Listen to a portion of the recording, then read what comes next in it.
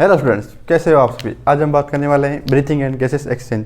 Last class के अंदर हमने बात की थी ब्रीथिंग एंड गैसेस एक्सचेंज के, जिसके अंदर हमने बात की थी किसकी, गैसों के विनिमय। तो आज हम बात करने वाले हैं किसकी, breathing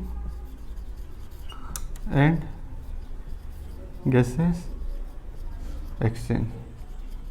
breathing and gases exchange की बात करने वाले हैं। तो हमने लास्ट क्लास के अंदर बात की थी कि गैसों का विनिमय कैसे होता है, कैसे कोशिकाओं के अंदर आता है, कैसे कोशिकाओं से उत्तक या सेल्स तक पहुंचता है। लेकिन आज हम बात करेंगे गैसों का परिवहन। किसकी बात करेंगे, गैसों का परिवहन।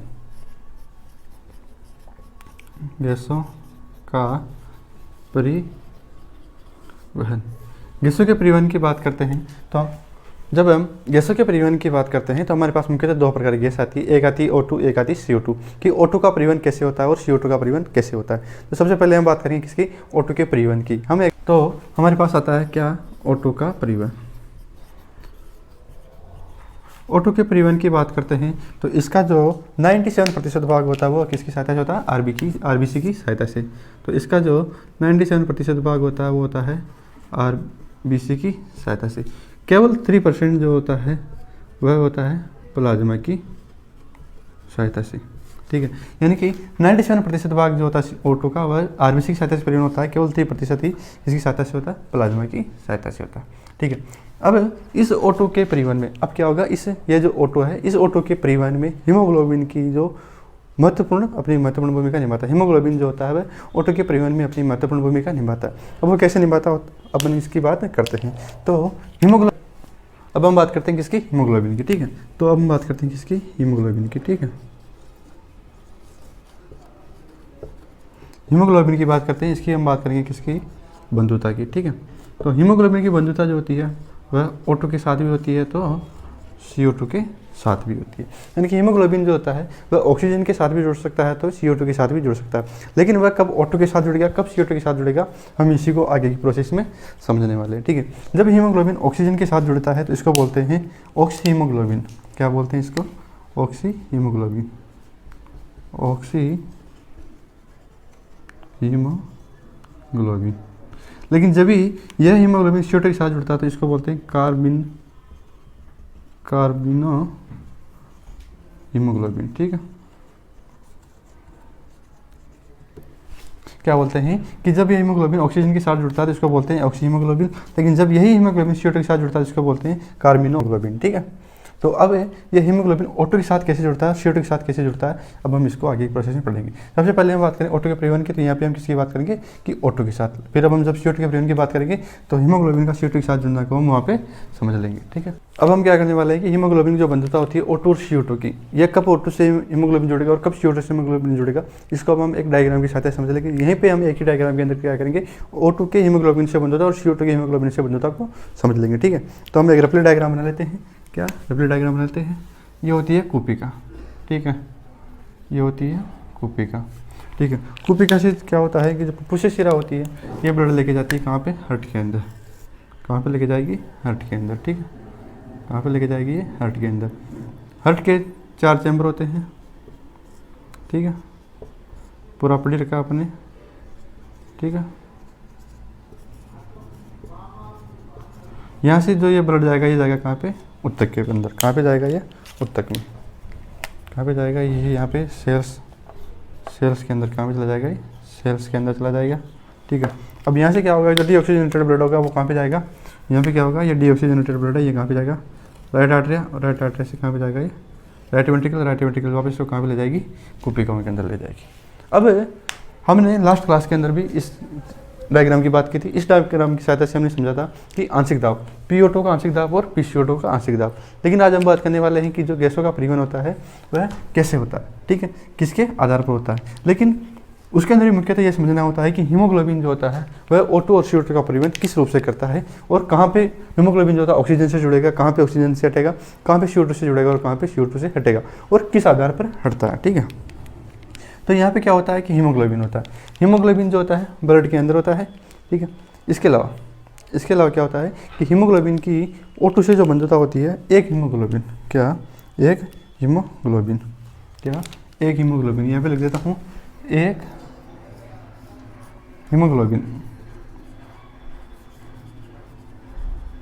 हीमोग्लोबिन जो होता है वह 4 ऑक्सीजन के साथ जुड़ सकता है, यानी कि एक हीमोग्लोबिन जो होता है एक बार में ऑक्सीजन के 4 अणुओं का परिवहन कर सकता है। अब ये ऑक्सीजन जो होता है हीमोग्लोबिन से कैसे जुड़ता है, ठीक है। तो आप सभी को पता होता है कि कोशिकाओं के अंतर्गत जो PO2 होती है वो होती है 104 mmHg। इसको हमने क्या था लास्ट क्लास के अंदर समझ लिया था। इसके अलावा यहाँ पे PCO2 की बात करते हैं तो ये होता है यहाँ पे कितना 40 mmHg। अब यहाँ पे क्या होता है कि हीमोग्लोबिन आता है, हीमोग्लोबिन ब्लड के अंदर हमेशा रहता है, ठीक है। यहाँ पे हीमोग्लोबिन आया, हीमोग्लोबिन ऑक्सीजन से भी जुड़ सकता है और CO2 से भी जुड़ सकता है। ऐसा नहीं है कि हीमोग्लोबिन जो होता है ओनली ऑक्सीजन से जुड़ेगा, ओनली CO2 से जुड़ेगा। हीमोग्लोबिन जो होता है वो ऑक्सीजन से भी जुड़ सकता है और CO2 से भी जुड़ सकता है। अब यहाँ पे ऑक्सीजन से क्यों जुड़ेगा, तो यहाँ पे जो होता है इसका जो आंशिक दाब होता है, O2 और CO2 का जो आंशिक दाब होता है यह हीमोग्लोबिन की बंधुता को निर्धारित करते हैं, ठीक है। कि अगर यदि PO2, इसको भी ये भी लिखता हूँ, PO2 ज़्यादा हो और pH भी ज़्यादा हो, ठीक है, और PCO2 कम हो, H+ आयन कम हो और टेम्परेचर क्या आएगा, टेम्परेचर कम हो। अगर यदि यह कंडीशन होती है तो हीमोग्लोबिन को ऑक्सीजन से जुड़ने के लिए अधिक सहायता प्रदान होती है। क्या सहायता प्रदान होती है, कहने का मतलब है कि अगर हीमोग्लोबिन को ऑक्सीजन से जुड़ना है तो यह कंडीशन अनिवार्य होती है। और यह एक बहुत ही इंपॉर्टेंट पॉइंट है। क्या है, यह एक बहुत ही इंपॉर्टेंट पॉइंट है। यहाँ से क्वेश्चन पूछता है कि ऑक्सी हीमोग्लोबिन के लिए कंडीशन होती है, तो यहाँ पे PO2 को निम्न PO2 कर देगा, उच्च pH कर देगा और उच्च PCO2 और उच्च H+ आयन कर देगा। यहाँ पे आंसर क्या जाएगा, उच्च pH, क्योंकि ये निम्न होगा तो नहीं होगा, ये उच्च होगा तो भी नहीं होगा, ये उच्च होगा तो भी नहीं होगा। ये क्या होना चाहिए, निम्न होने चाहिए, निम्न PCO2, निम्न H+ आयन और निम्न टेम्परेचर। जबकि उच्च क्या होना चाहिए, उच्च PO2 और उच्च pH होना चाहिए। अगर यदि ये कंडीशन होती है तो हीमोग्लोबिन किसके साथ जुड़ जाएगा, ऑक्सीजन के साथ जुड़ जाएगा, ठीक है। तो अब ये वाली कंडीशन जो होती है हमारी यहाँ पे फुलफिल हो रही है कि यहाँ पे PCO2 क्या है, कम है। अगर यदि PCO2 कम है तो H+ आयन भी कम होगी और टेम्परेचर क्या होगा, यहाँ पे कोशिकाओं में वैसे भी कम होता है क्योंकि वायु आती जाती रहती है। ये कंडीशन है, PO2 क्या ज़्यादा है तो PH+ आयन भी क्या ज़्यादा है, यानी कि इनकी pH ज़्यादा है। जैसे pH ज़्यादा होगी तो यहाँ पे क्या करेगा, हीमोग्लोबिन जो होता है ऑक्सीजन के साथ जुड़ जाता है। जैसे ऑक्सीजन जो होता है हीमोग्लोबिन के साथ जुड़ेगा तो यहाँ पे आ जाएगी कहाँ पे, हार्ट के अंदर, लेफ्ट आर्टरी के अंदर आएगी। यहाँ पे कौन लेके आता है, फुफ्फुसीय शिरा, कौन लेके आता है, फुफ्फुसीय शिरा, ठीक है।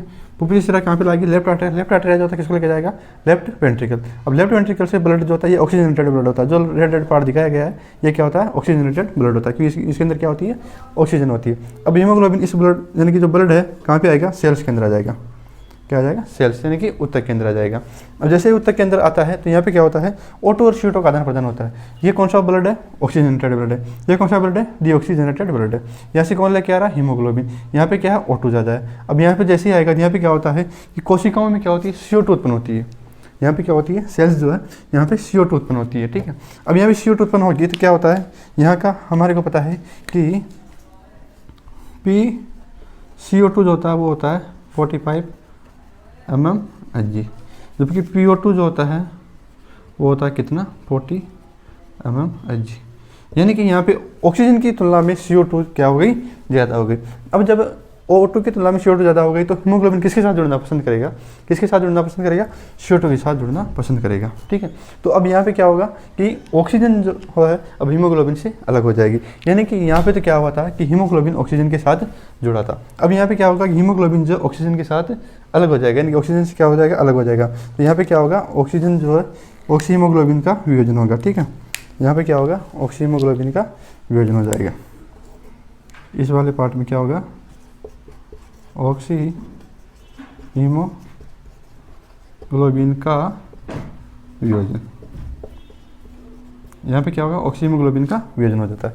तो क्वेश्चन ये पूछा जाता है कि ऑक्सी हीमोग्लोबिन के लिए कंडीशन कौन सी होती है, तो उसके लिए क्या आंसर जाएगा, उच्च PO2 क्या जाएगा, उच्च PO2, उच्च pH, निम्न PCO2, निम्न H+ आयन और निम्न टेम्परेचर, ठीक है।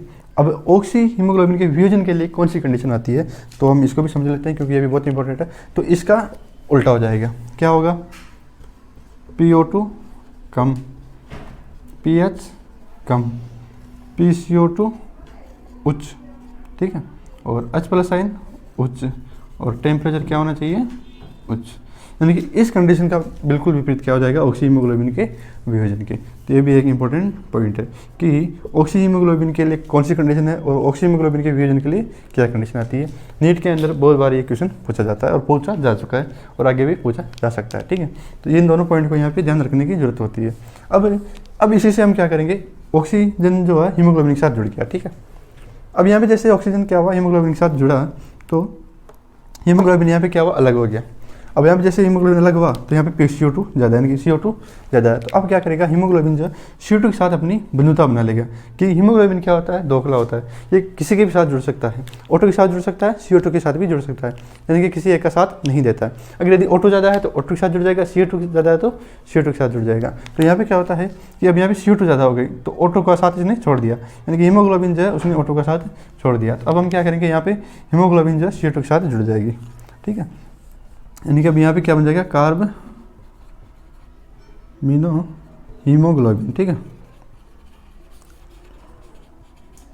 यहाँ पे क्या बन जाएगा, कार्बमिनो हीमोग्लोबिन। ये डीऑक्सीजनेटेड ब्लड होता है, राइट आर्टरी के अंदर जाएगा, राइट वेंट्रिकल के अंदर जाएगा और कहाँ पे चला जाएगा, कोशिकाओं में। कोशिकाओं में क्या होता है, यहाँ पे बनती है CO2 + H2। तो यहाँ पे CO2 तो वातावरण के अंदर बाहर चली जाएगी और H2 वापस काम में आ जाता है, ठीक है। तो ये प्रोसेस थी किसकी, हीमोग्लोबिन की ऑक्सीजन और CO2 के साथ जुड़ने की। कि हीमोग्लोबिन किसी के भी साथ जुड़ सकता है, जिसकी सांद्रता ज़्यादा होगी हीमोग्लोबिन उसी के साथ जुड़ता है। तो ये हमने एक प्रोसेस की सतह समझा है, इससे बाहर कुछ भी नहीं आने वाला है। गैसों के परिवहन के अंदर यही होता है, ठीक है। तो हमने किसकी बात की थी अभी तक, O2 और CO2 के परिवहन की बात कर दी थी, ठीक है। लेकिन जब हम O2 की हीमोग्लोबिन के साथ बंधुता के लिए एक वक्र बनाते हैं, यदि कोई ग्राफ बनाते हैं तो वह एक सिग्मोइड वक्र प्राप्त होता है। कौन सा वक्र प्राप्त होता है, सिग्मोइड वक्र। तो हम उसको एक डायग्राम की सहायता से बना के देखते हैं, ठीक है। तो हमने बात की थी किसकी, O2 की हीमोग्लोबिन के साथ बंधुता की, ठीक है। लेकिन हमने उस डायग्राम के अंदर क्या किया था कि ऑक्सीजन और CO2 दोनों की हीमोग्लोबिन के साथ बंधुता के अंदर समझ लिया। अब हम जब CO2 का प्रयोग करेंगे तो वहाँ पे हम इसको अलग से जरूरत समझने की आवश्यकता नहीं है, क्योंकि हमने पूरा का पूरा यहीं पे समझ लिया। हम केवल वहाँ पे उसका जो थ्योरी पार्ट बचा हुआ है उसको हम समझ लेंगे, ठीक है।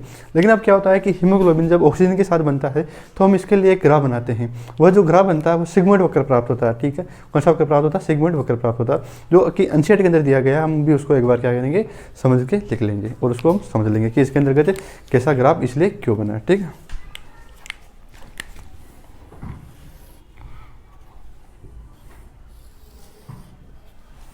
तो ऑक्सीजन की हीमोग्लोबिन के साथ बंधुता की जो वक्र बनेगा वो होता है, ऐसा वक्र बनता है। यहाँ पे क्या होता है कि इधर नीचे की साइड जो होता है PO2 होता है, कि इधर जैसे जैसे हम जाएंगे तो PO2 की सांद्रता यानी कि ऑक्सीजन की सांद्रता क्या होगी, बढ़ेगी। जब ऑक्सीजन की सांद्रता बढ़ेगी तो क्या करेगा, हीमोग्लोबिन के साथ जुड़ने की प्रतिशत भी उसका क्या करेगा, बढ़ेगा। अब इधर जाते हैं तो ऑक्सी हीमोग्लोबिन बढ़ेगा, मतलब कि ऑक्सीजन का इधर क्या होगा, ऑक्सीजन का हीमोग्लोबिन के साथ बंधुता क्या होगी, ज़्यादा हो जाएगी। क्योंकि इधर इधर जाएंगे तो क्या होगा, ऑक्सीजन की हीमोग्लोबिन के साथ बंधुता बढ़ेगी। क्यों बढ़ेगी, क्योंकि जैसे जैसे हम इधर जाएंगे तो O2 की सांद्रता बढ़ेगी और जैसे O2 की सांद्रता बढ़ेगी तो हीमोग्लोबिन क्या करेगा, ऑक्सीजन के साथ अपनी बंधुता बढ़ा लेता है। तो इसके लिए जो वक्र प्राप्त होता है वह सिग्मोइड वक्र प्राप्त होता है। कौन सा वक्र प्राप्त होता है, सिग्मोइड वक्र प्राप्त होता है। तो ये कुछ ऐसा प्राप्त होता है, सिग्मोइड वक्र जो होता है कुछ ऐसा प्राप्त होता है कि जैसे जैसे हम ऊपर जा रहे हैं तो ऑक्सीजन की हीमोग्लोबिन के साथ क्या होती है, बंधुता बढ़ रही है। ऑक्सीजन की हीमोग्लोबिन के साथ बंधुता बढ़ रही है इधर तो, और जैसे जैसे इधर जाते हैं तो क्या हो रहा है, O2 की सांद्रता भी बढ़ रही है। जैसे जैसे O2 की सांद्रता बढ़ेगी तो हीमोग्लोबिन के साथ इसकी बंधुता भी क्या होगी, बढ़ेगी। ये वक्र होता है कौन सा, सिग्मोइड वक्र। इसको हम क्या बोलते हैं, सिग्मोइड वक्र। क्या बोलते हैं, सिग्मोइड वक्र। एग्जाम के अंदर ये क्वेश्चन पूछा जा चुका है, पूछते हैं कि जब O2 की हीमोग्लोबिन के साथ बंधुता होती है तो उसमें वक्र कौन सा बनता है। तो इसके लिए क्या आंसर जाएगा, सिग्मोइड वक्र जाता है। तो ये क्या था हमारे पास, O2 का परिवहन। O2 के परिवहन में अब जो हमने इतना समझने के बाद हमें ये कंक्लूजन हमारे दिमाग में निकलता है कि ऑक्सीजन जो होती है हीमोग्लोबिन से कहाँ पे जुड़ती है, कोशिकाओं के अंदर यानी कि फेफड़ों के अंदर, और ऑक्सीजन जो होती है वो हीमोग्लोबिन से अलग कहाँ पे होगी, ऊतक के अंदर, क्योंकि वहाँ पे क्या होता है CO2 की सांद्रता ज़्यादा हो गई थी, ठीक है।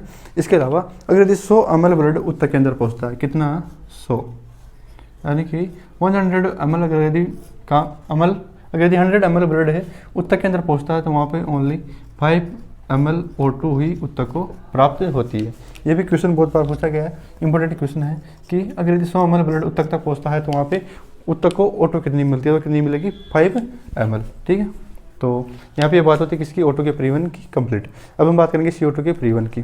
तो हमने क्या किया है कि CO2 का परिवहन जो है मैक्सिमम हमने समझ लिया है, लेकिन CO2 का परिवहन किसके द्वारा कितना होता है अभी वो समझना बाकी है। उसके अलावा हमने CO2 का हीमोग्लोबिन के साथ जितना परिवहन होता है उसको हमने समझ लिया है, ठीक है। किसके, CO2 के परिवहन की, ठीक है। तो CO2 के परिवहन की बात करते हैं, तो अब हम बात करेंगे इसकी CO2 का परिवहन। CO2 के परिवहन की बात करते हैं तो इसका जो 20 to 25% होता है ये होता है RBC की सहायता से। इसका जो 7% भाग होता है वो होता है किसकी सहायता से, प्लाज्मा की सहायता से। लेकिन इसका जो 70% भाग होता है वो किसकी सहायता से होता है, बाइकार्बोनेट की सहायता से। ठीक है,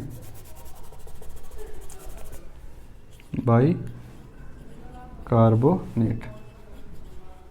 ठीक है, तो बाइकार्बोनेट की सहायता से 70% होता है। ये क्या है, CO2 का परिवहन है। क्वेश्चन ऐसे पूछा जाता है कि O2 का परिवहन किसकी सहायता से होता है और CO2 का परिवहन किसकी सहायता से कितना होता है, ये भी क्वेश्चन पूछा जाता है। अब मेरे को पता है कि O2 का परिवहन जो होता है वो 97% जो होता है RBC की सहायता से होता है, ओनली 3% जो होता है किसकी सहायता से होता है, प्लाज्मा की सहायता से। वहीं पर यदि हम CO2 की बात करते हैं तो 20 to 25% जो होता है वो RBC की सहायता से होता है, 7% प्लाज्मा की सहायता से होता है और 70% जो होता है वो होता है किसकी सहायता से, बाइकार्बोनेट की सहायता से। ठीक है, इसके अलावा CO2 जब हीमोग्लोबिन से कब जुड़ेगी, उत्तक के अंदर जुड़ जाएगी, क्योंकि उत्तक के अंदर क्या थी हमारे पास, CO2 ज़्यादा थी। जब उत्तक के अंदर हमारे पास CO2 ज़्यादा थी तो हीमोग्लोबिन CO2 के साथ अपना बंध बना लेता है। फिर वो कुपिकाओं के अंदर जाएगी तो कुपिकाओं के अंदर क्या होगा, CO2 की सांद्रता क्या हो जाएगी, कम, निम्न PCO2 हो जाएगा, निम्न H+ आयन हो जाएगा और निम्न टेम्परेचर हो जाएगा। और वहाँ पर क्या होगा, उच्च PO2 हो जाएगा और उच्च pH हो जाएगी। तो इससे क्या होगा, वहाँ पे CO2 जो होती है हीमोग्लोबिन से अलग हो जाती है। इसको हमने क्या किया था कि अभी लास्ट हमने डायग्राम के अंदर समझ लिया था, हीमोग्लोबिन की CO2 रोटो के साथ बंधुता के अंदर। ठीक है, इसके अलावा यहाँ पे एक पॉइंट आता है कि बाइकार्बोनेट आयन का, इसके लिए एनसीईआरटी में क्या हुआ कि एक रिएक्शन दी हुई है, हम उस रिएक्शन को समझना है यहाँ पे कि वो रिएक्शन यहाँ पे किस प्रकार से दी गई है। ठीक है, के अंदर क्या हुआ कि हमारे को ये एक रिएक्शन दी गई हुई है। ठीक है, यहाँ पे एक सबसे पहले इंपॉर्टेंट आता है, एक एंजाइम आता है जो कि होता है कार्बनिक एनहाइड्रेज, कार्बनिक एनहाइड्रेज। यहीं पे एक ये सेम एंजाइम होता है कार्बनिक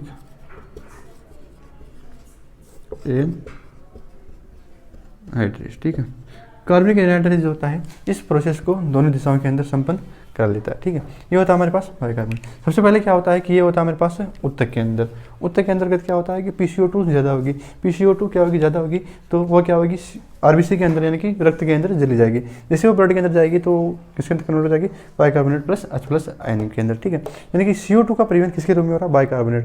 हमारे पास क्या हुई, bicarbonate ion plus H+ ion, ये कहाँ पे हुई, डीऑक्सीजनेटेड ब्लड जाने से क्या हुआ था कि उत्तक से ब्लड के अंदर ही सम्मिलित हो गए। अब ये कहाँ पे जाएगी, कुपिकाओं के अंदर, ये कहाँ पे जाएगी, कुपिकाओं के अंदर। इसको हम इस तरह से समझ सकते हैं। ये तो रिएक्शन क्या हुआ कि हमारे पास एनसीईआरटी में दी हुई है इसलिए इसको इसका लिखा है। जबकि क्या होता है कि ये बाइकार्बोनेट प्लस H+ आयन कहाँ पे जाएगी, कुपिकाओं के अंदर। अब कुपिकाओं के अंतर्गत क्या होता है कि PO2 ज़्यादा होती है, क्या होती है, PO2 ज़्यादा, और PCO2 क्या होगी, निम्न हो जाएगी। तो अब ये क्या होगा कि यहाँ पे हीमोग्लोबिन जो होता है CO2 को अलग कर देगा। जैसे CO2 को अलग करेगा तो यहाँ पे क्या हो जाएगा, H2O + CO2 बन जाता है। ये कहाँ पे बनेगा, कुपिकाओं के अंदर। ठीक है, ये कहाँ पे आया हमारे पास, उत्तक के अंदर, क्योंकि उत्तक के अंदर CO2 ज़्यादा होती है तो वो ब्लड के अंदर विस्तृत हो जाएगी, किस रूप में, बाइकार्बोनेट प्लस H+ आयन के रूप में। और जब ये कुपिकाओं के अंदर पहुंचेगी तो वहाँ पे क्या हो जाएगा, PO2 ज़्यादा हो जाएगी। जैसे PO2 ज़्यादा होगी तो क्या हो जाएगा यहाँ पे H2O + CO2। ये एक रिएक्शन हमारे एनसीईआरटी के अंदर दी हुई है। ये बहुत से स्टूडेंट को समझ में नहीं आती है, लेकिन इसका शॉर्टकट इस रूप से। यहाँ पे क्या हुआ, ये कहाँ पे हमारे पास सेल्स के अंदर है, सेल्स के अंदर इस रूप में बनी, और ये क्या है, कुपिका में। ठीक है, कहाँ पे है ये, कुपिका के अंदर है। ठीक है, अगर यदि 100 ml डीऑक्सीजनेटेड ब्लड, कौन सा है, 100 ml डीऑक्सीजनेटेड ब्लड, कितना, 100 ml डीऑक्सीजनेटेड ब्लड है, अगर यदि कुपिकाओं के अंदर पहुंचता है। ठीक है, कितना, 100 ml डीऑक्सीजनेटेड ब्लड अगर यदि कुपिकाओं के अंदर पहुंचता है तो वहाँ से केवल कितना, 4 ml CO2 की किसको प्राप्त होगी, कुपिकाओं को प्राप्त होती है। ठीक है, कि अगर यदि 100 ml ऑक्सीजनेटेड ब्लड उत्तक में पहुंचता है तो वहाँ पे उत्तक को कितनी ऑक्सीजन मिलेगी, 5 ml। वहीं पे अगर यदि 100 ml ब्लड में, अगर यदि 100 ml ब्लड कुपिकाओं के अंदर पहुंचता है तो कुपिकाओं को केवल और केवल 4% CO2 प्राप्त होती है। तो ये बात है हमारे पास किसकी, O2 और CO2 के परिवहन की। हमारे पास ये था किसका, O2 और CO2 का परिवहन यहाँ तक कंप्लीट होता है। इसके अंदर एनसीईआरटी की एक एक लाइन पूरी कंप्लीट हो गई है, कवर हो गई है। अगर यदि आप इस वीडियो को देख के एनसीईआरटी पढ़ते हो तो आपको सब कुछ समझ में आ जाएगा। ठीक है, अगर आपको ये लेक्चर अच्छा लगा होगा, अगर यदि अच्छा लगा हो तो लाइक करें, शेयर करें, कमेंट करें एंड सब्सक्राइब करें। जय हिंद, जय भारत।